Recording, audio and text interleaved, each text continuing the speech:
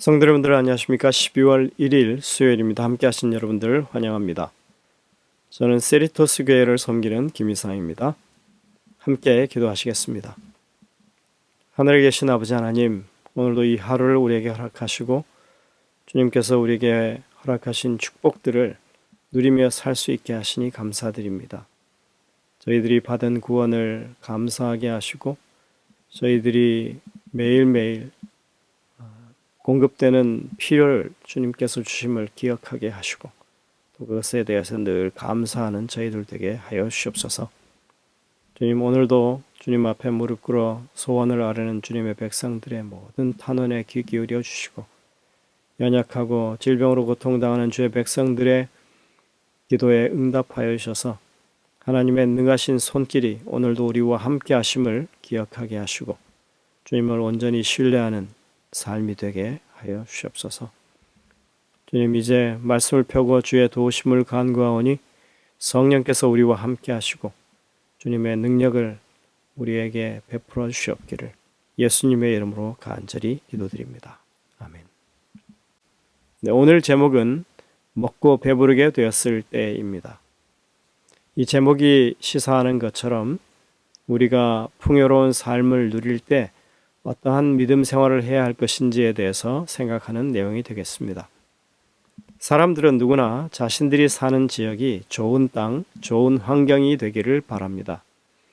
그런 의미에서 미국은 혜택이 참 많은 나라라고 할 수 있습니다. 우리가 애굽에서 종살이하던 이스라엘 백성들을 생각해 본다면 그들에게 있어서 광야 생활은 아마도 매우 힘든 생활이었을 것입니다. 그러나 이제 그들이 약속받았던 그 땅, 가나안 땅에 들어가면 그들은 지금의 고생을 잊을 만큼 너무나 좋은 환경 속에서 살게 될 것이었습니다. 신명기 8장에 보면 이스라엘 백성에게 가나안 땅이 얼마나 축복된 땅인지 설명하는 내용이 나오고 있습니다. 오늘은 신명기 8장의 내용들을 통해서 우리가 그러한 내용들을 가지고 하나님의 뜻이 무엇인지를 살펴보도록 하겠습니다.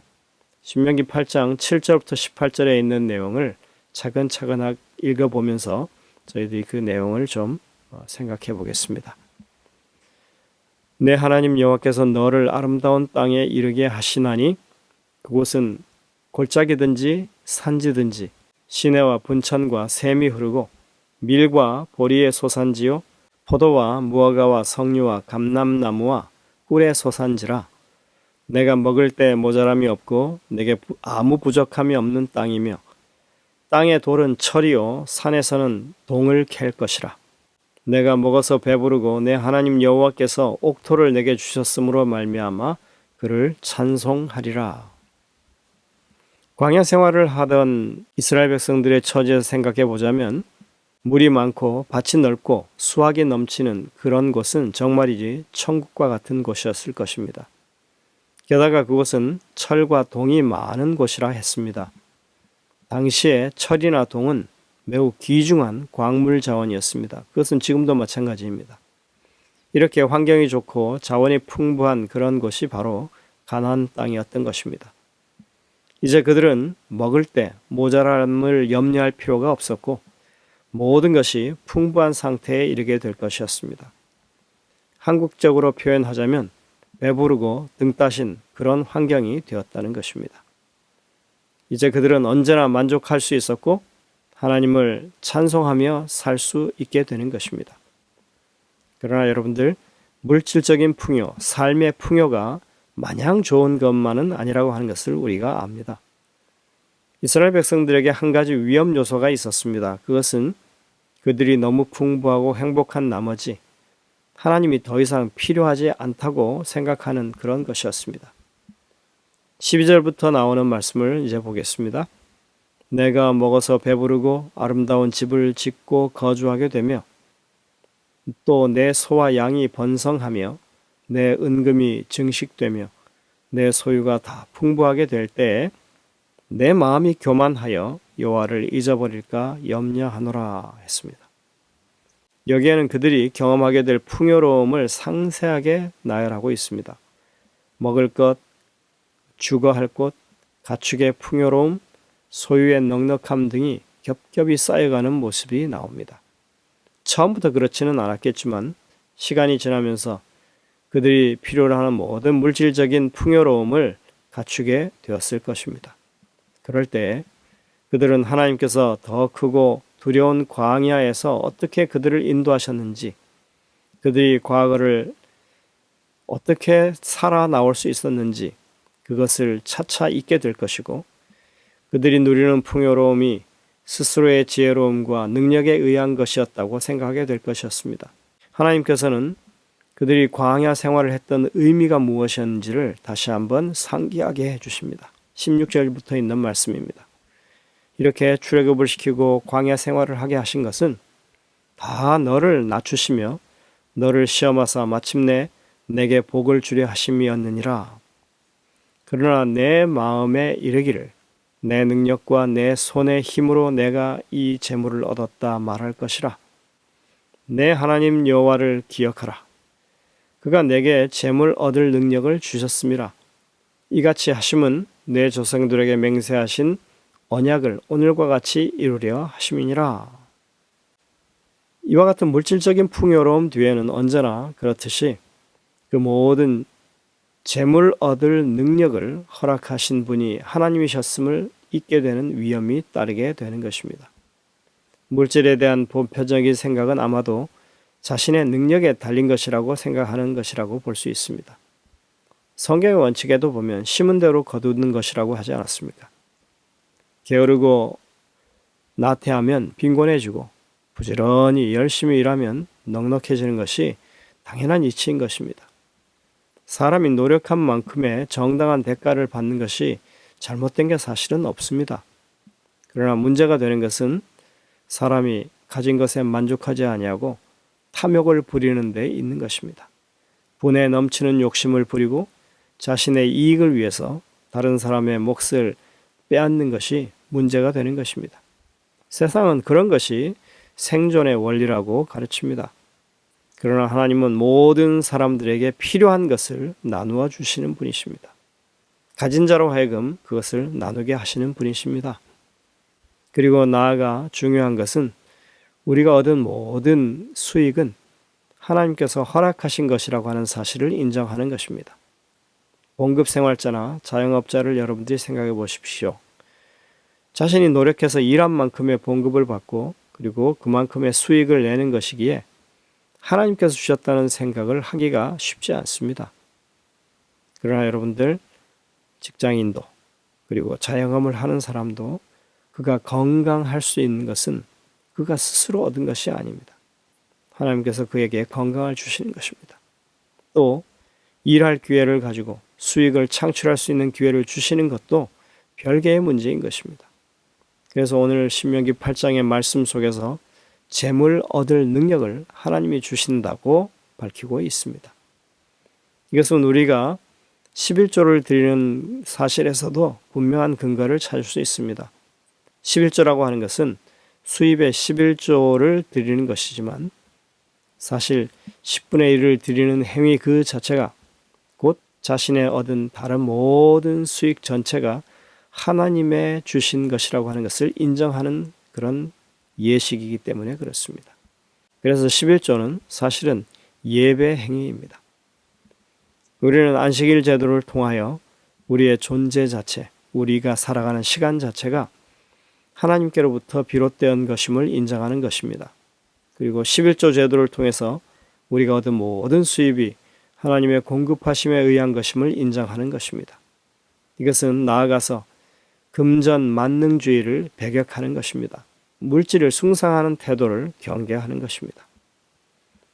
우리가 하나님이 주신 마련하신 이 모든 제도들을 바르게 순종하며 살아가는 것만 해도 우리는 정말 균형 잡힌 생각을 가지고 하나님 앞에 설 수 있습니다. 여러분들은 오늘 이 신명기 8장에 있는 말씀을 읽으시면서 무슨 생각을 하셨습니까? 저는 이 말씀들이 마치 미국에 사는 우리들에게 하시는 말씀처럼 들렸습니다. 미국 서부 쪽에 처음 와서 제가 느꼈던 것이 이랬습니다.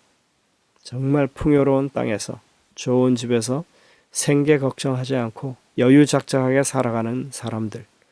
이런 모습들은 마치 약속의 땅에 들어가 사는 것과 흡사하게 보였습니다. 여기가 이들에게는 천국이겠구나 생각했습니다. 여러분들 지금 제3세계 빈곤 국가에서 사는 사람들이 미국을 어떻게 생각하는지 한번 생각해 보시기 바랍니다. 그들에게 있어서 미국은 천국과 같은 곳일 것입니다.